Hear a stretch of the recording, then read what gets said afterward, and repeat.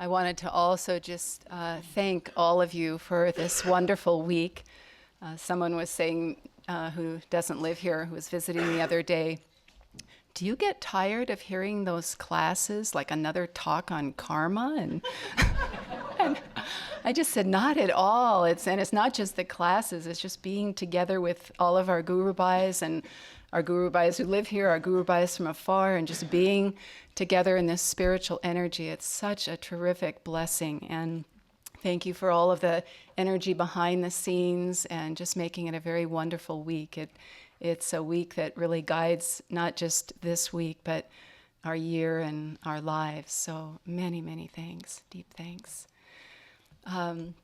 Earlier this week, Jyotish and Devi were sharing with us about what it is like to live in La La Land. And for better or worse, I was born, raised, and for the first 18 years of my life lived in La La Land. And but all kidding aside, Yogananda, after all, spent 30 years of his life there, the greater part of his life, and so strongly felt there are his vibrations. I mean, he walked the streets, he walked the beaches, he spent time in the parks, in so many of the environs there, and the vibrations are deeply, deeply felt there. And growing up there, we lived just a few miles down Sunset Boulevard from the Lake Shrine, and many of you know this. I spent a great part of my youth there with some of my family. We used to go there after breakfast and armed with bags of bread and walk around the lake and feed the swans. So I was in that vibration a lot. And although it was a long time ago, Pacific Palisades is a suburb of Los Angeles. It's a nice place from the outside, but it wasn't at all innocent. And going to Lake Shrine, it was a very safe haven for us. It was very harmonious. It was just a wonderful place to be and even hang out in high school. And despite visiting there so much, despite being in that vibration so much, I even, in high school, I had a class, comparative religions. I had another one, Bible as literature. I really just took these more as a curiosity and frequented them, even the Lake Shrine, even in that context. But it wasn't until I came to Ananda, I came in 76, and I was given a copy of the autobiography by Lakshmi, who was the receptionist at that time, and Savitri's wonderful descriptions. Lakshmi was just radiating the joy and divine mother quality that she is, and she gave me that book and she said, "This is our Bible." Well, that didn't carry a lot of weight with me. I wasn't raised in a spiritual or religious environment, but I knew the Bible was to be taken seriously by some. So I took the autobiography, I took it home, and I didn't put it down till I was done. And at a certain point in that reading, the curtains parted. And I realized that Yogananda, these teachings, the one who I was now embracing as my guru, all of this had been a part of my life in a big way. I had never made the connection. And my first thought was, Maria, are you stupid? What did you miss here? Why didn't you get this? You've spent the first 21 years of your life not knowing this.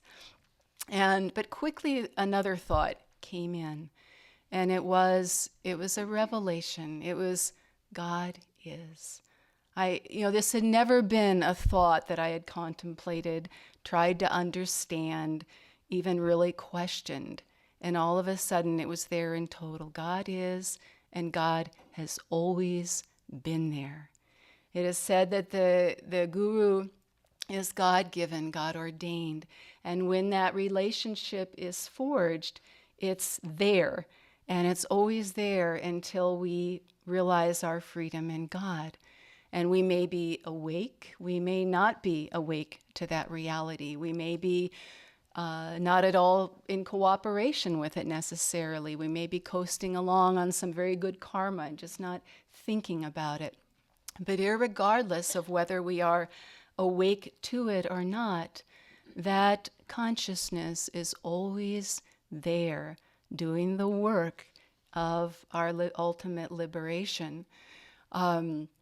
I was thinking of that story in Lahiri Mahashai's life where his wife Kashi Moni comes to the realization that she has been living with her guru. Her husband is her guru. And her thought is one of regret. I've been wasting this time. I haven't known this. Where could I be if I had known this, if I had had Kriya sooner, if I had met my guru sooner? And Lahiri's response was simply, no worry. No worry. I was simply helping you to work out your karma, to be ready to receive this teaching. And he just put it in the context of now, whenever it is, wherever it is, just right now, when we have that inner knowledge, that is the time, that is the moment that counts, that is the context and the whole for that relationship. And these last few weeks we've been pruning trees on the land here, fruit trees, and it's really a wonderful work, and it's a great teacher working with these trees. You might think Mother Nature doesn't need the help, but if you're trying to grow fruit and you're trying to grow it in abundance, there's a relationship of cooperation that happens there. And we had a real hard snow, a couple deep snows last December, and a lot of damage to the woodlands, what to speak of the fruit trees, and just trees with a lot of leaves still left on them when it snowed, and so a lot of major broken limbs. And so we've been out there doing this, and when you're pruning, you try to increase the opportunity for air and light to move through and around the tree. Essentially, you're trying to work with its aura and help the life force to come to its center and to move upward. And when you see that, when you're done and you see that, the tree just looks remarkably different. You can really just see a lightness and a wholeness there. And I was thinking of that image and working with the trees in that way, and them working with us, because that is Divine Mother, that is God. Just as Lahiri was saying to Kashi Moni, it's constantly that presence is working us, working the tree of our life, and pruning away the dead wood, pruning away the wood that is burned or has fire blight, removing the dead fruit that's harboring the larvae that are going to come forth and eat and gnaw away at the tree. And all the time, God is doing that, pruning our tree of life, if you will, and preparing us for that moment of readiness, but always there, whether we're conscious or not. Many times in my life, over the course of my life, well, a handful of times, I've had some very unusual dreams, because very different than the life I live now, than this incarnation. Whether they're from the past or something, I don't know, and it's really quite irrelevant to the lesson that they have given me.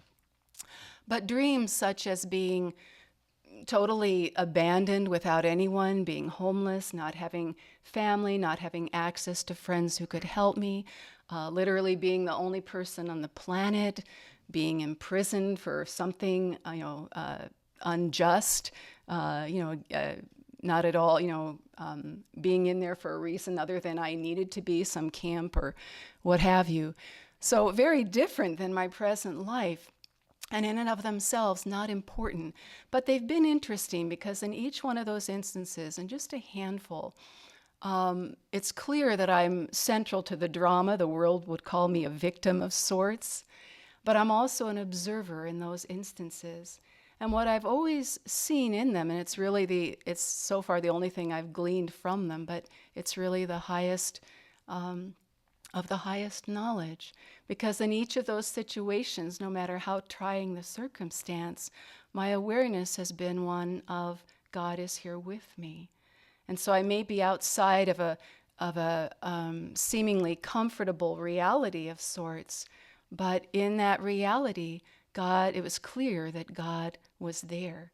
And it was clear that there was a joy in that knowledge and a smile in my heart in that knowledge. Very, very, very, very insightful, because we I think we forget sometimes when life gets difficult, when life gets challenging, the first thing we do is blame ourselves and feel ourselves outside of the center or apart from the center or somehow distant from God. But karma is just being worked out. God is pruning our tree of life and preparing us and readying us. And that presence is constant. It is uninterrupted. When I look at the life of Swamiji, a great, great blessing we have been given these last few weeks, these last couple months, to listen to him talk about the evolution of a soul. And to talk about his own spiritual evolution and what that is and the choices that one makes. And he says at this point in time, it is relevant for him to be inwardly addressing that question. Do I take hold of the freedom that is mine by right, in a sense, and leave this incarnation and just go to God? Or do I come back to help others? And he said that when he meditates on that, he can see and feel the momentum of his life that has been of service and giving to others. That's always been his highest priority, to know God, but give me thyself so I can give thee to all. And to see him talk about that and address that question and encapsulate really what has been the whole of this incarnation and many incarnations for him, that giving. Years ago, Swamiji asked us the different colony leaders, to meet with him in Assisi and to just be together, to meditate together, to share about things common to that aspect of Master's work that we were involved in for a time. And we were there, and during the course of that time, he asked each of us to come as the leaders of different colonies, one colony at a time, if you will, to have lunch or dinner with him. And we were seated there in Antanai, and we were having lunch with Swamiji and just sharing about different things. And all of a sudden, he just looked at us both and he said, "What can I do for you?" 6 words, "What can I do for you?" I was speechless. It wasn't that it was any different than the way Swamiji had always behaved. What can I give? What can I share? What can I do for you? Just no thought of self or personal agenda. And here he was yet again, after giving so much. That's all I know of him, is giving, saying, what can I do for you? What can I give you? And that's what God is saying to all of us. That divine presence again, whether we're aware of it or not, in part, in total, is constantly saying, what can I give you? And that was the whole import of Yogananda's incarnation. He said, I want you all to have experience of God, and I want to give you that, and I can give you that, and I will give you that if you want that. He said, I know what it is like to not have the infinite beloved. I know what that is like. And so Yogananda said then, wherever I am, I will be here for you in friendship and in help, wherever I am. So with the body, without the body, wherever I am, I'll be there for you. God is there for each one of us in that giving, divine nature. One of my favorite stories is from the Ramayana of Hanuman. And I won't go into it very much other than to say at one point, Hanuman is he sets out at the behest of Rama, his lord and master, to find Sita, Ram's wife. And she's been kidnapped, and word has it that she's been carried far away to the island of Sri Lanka. So Hanuman sets out with a whole troop of his fellow monkeys, and they search over all of India. And a lot of time has gone by, and kind of the designated amount of time. Ram said, come back with Sita in a month, or essentially don't come back. And so a month has gone by, and they're without resources, and they're tired, and they're hungry, and they have a sense of failure. They haven't been able to fulfill their mission, and Ram is so dear, so totally dear to them. And so Hanuman and the others are seated there on the shores. There's the sea in Sri Lanka is far across, and they're in a very dejected mood. And they're all kind of sitting there and feeling like the end is near, that they have failed in their mission. And then at a certain point, the one of the army, the general, he decides to make one last attempt to rally the forces. And he starts to talk to the different ones and talk about the great feats and accomplishments and glorious adventures that they have been a part of in their life. And he says to one of the monkeys, well, you have the strength to go across that sea. You've done things equally like that before. You can do it. And that one responds, well, I have, but I'm way too old now to do that. I'd never make it across in a jump. And be swallowed up by the sea. And to the other one, he says, well, I know you can do it. You've done this and this and this, and you have the strength and the vigor. And that one thinks about it for a moment and says, well, yes, I do. And I could get there, but I'm not going to make it back. I couldn't make it back. I couldn't bring back to you the news that you need to hear. And so this goes on for a while, and the general keeps trying to rally up and whip up, if he at all can, the energy, and not a whole lot is happening. And Hanuman's over at the side, totally dejected and not saying a thing and not moving. And finally his friend turns to him and starts to share with everyone the adventures of Hanuman's life and all of the great things that he's done, the courage that he has shown, the strength that he has shown so many times. And Hanuman is unmoving and sitting there, and his head is downcast. And then his friend says to him, Hanuman, Hanuman, don't you know who you are? Don't you know who you are, Hanuman? And at that moment, Hanuman, the energy starts to stir. His tree comes to life, and the strength and the vigor start to flow through him, and he stands up, and his body assumes incredible proportion, and the earth is vibrating beneath him. And he steps back and positions himself, and he shoots off the landmass and makes it across the ocean, and the rest is the glorious story of the Ramayana. But Hanuman remembers that divine presence within him, and he holds that divine presence within him, and he realizes it's always been there. It has seen me through everything. It is the reason I have been able to do anything at all. And in that remembrance, holding that divine reality within himself, he finds the energy, the ability to succeed yet again. And so in that remembrance for us, in that knowledge, and when it does awaken, and when we do remember it has always been there, and when we do hold it, it's simply a matter. Someone was, maybe Jyotish the other day, I think, at this ceremony, the importance of the invocation, of calling on God. And just right at the beginning with the prayer, calling on God, remembering that divine reality as always being there. We had a World Brotherhood celebration years ago in Sacramento when Anant and I were down there. And we were trying to do an event that we've done many times, and you naturally want to be inspired about it and bring that inspiration to the event. And someone said, let's invite the masters and the saints. And we were like, what? Let's have them here. Let's have them here. And we all thought about it for a moment. We thought that's a great idea. And so we had, most of you won't necessarily know these people, but we had Nanette, and she was dressed as Babaji. And she was Babaji. I mean, she looked like Babaji, and she was Babaji.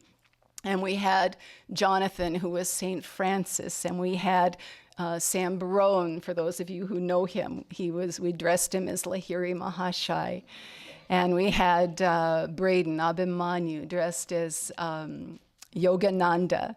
And then we had Janaki Devi. I don't know if she's here, but she was our Jnana Mata. And she had the veil on and was just the incarnation of divine wisdom. And there they were seated with us and walking around, milling and talking with everybody. And here were the masters and the saints just with us. And we were just having a great time. It was so natural. It was such a typical scene, a typical event, just as right now, they're right here amongst us. They're in all of you, that energy, that vibration. And when we hold that divine presence that is always there, when we hold that knowledge that only the soul can truly know at all times, not the mind, but the soul, that God is always there, will always be there for us in every circumstance. It may from the outside look trying or grim or even rather brutal.